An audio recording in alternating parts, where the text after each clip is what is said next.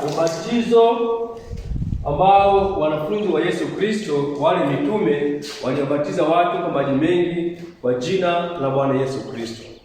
Nao pia walikuwa wakielekeza watu kwa Yesu Kristo. Sasa huu ubatizo naanza kuzungumzia Yesu wakati amekuja kwenye Mathayo mtakatifu sura ya 28 mstari wa 19.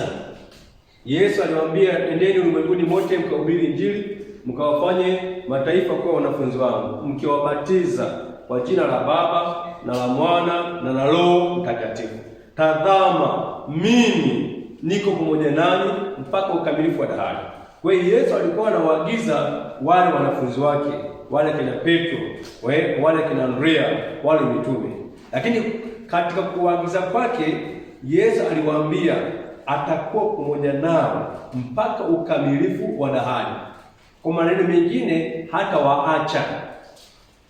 Sasa baada ya Yesu Kristo kusulubiwa akafufuka siku ya tatu, Matendo 1:4, Yesu wakati alipoagiza Matendo 1:4 akawaambia msiende kubatiza kwanza, yaani Matendo 1:4, baada ya kufufuka kwake akawaambia msiende kwanza kubatiza, subirini ahadi ya Baba. Kwa hiyo wasubiri ahadi ya Baba ni chumba cha juu, wasubiri ahadi ya Baba, Roho Mtakatifu. Kwa hiyo wakati wamepata Roho Mtakatifu, Matendo 2, wakajazwa Roho Mtakatifu.